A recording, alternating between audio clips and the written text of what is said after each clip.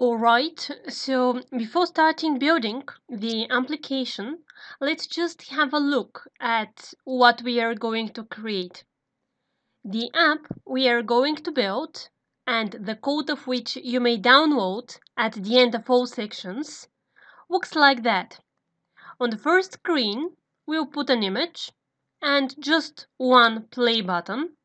Once the play button is clicked, there is another activity showing, the categories activity, where you're given the chance to choose the category you want to be displayed. Here, of course, you will be given the opportunity to enter your own names, your own data.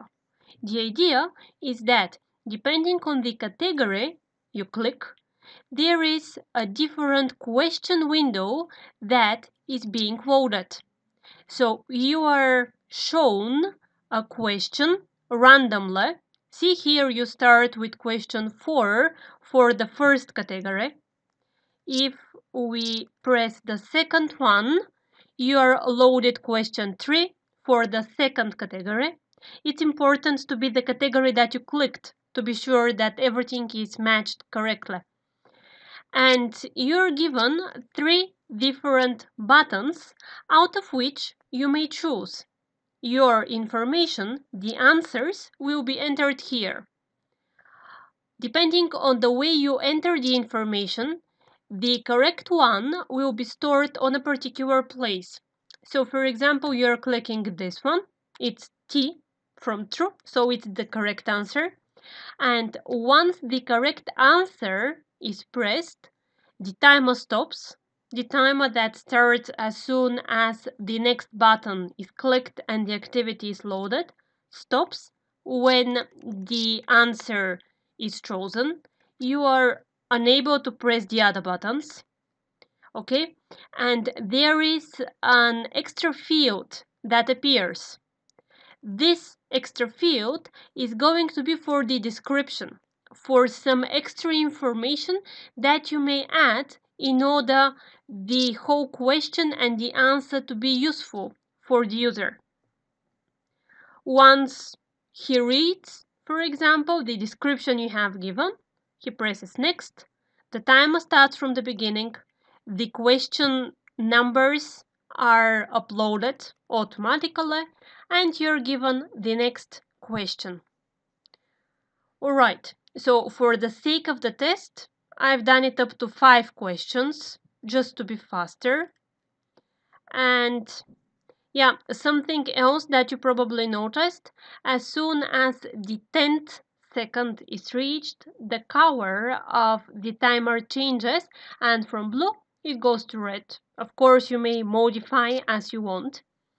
Alright, so we finish and see when the last question is asked.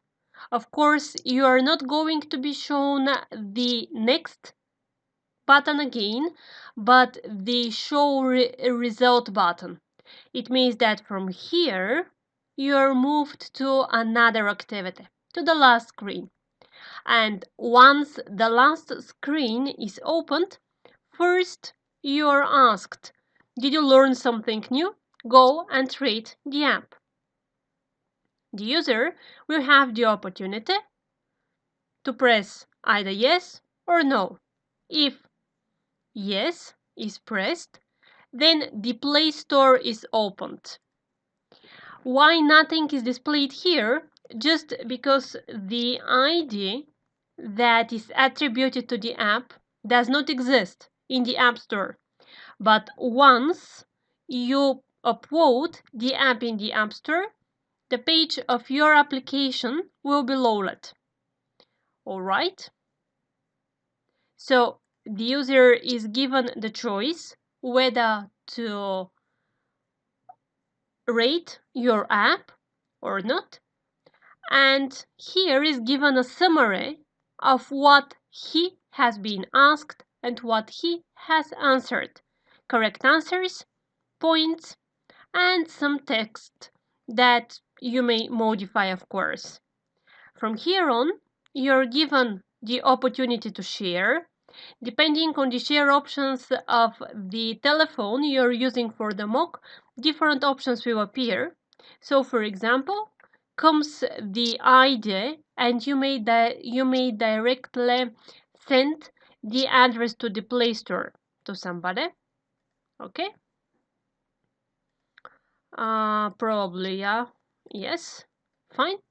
And the last opportunity that you give the user is to choose another category. So from here on, he may continue playing the game.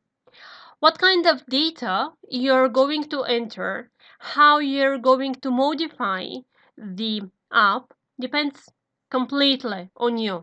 You will be given the whole project, so it's up to you how it will be modified, and it's up to you how it will be given to the users.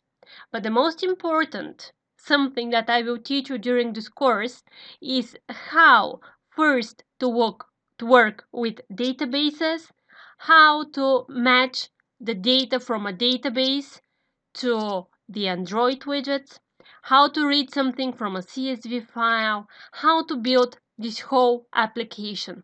Okay? So stay with me and we are continuing.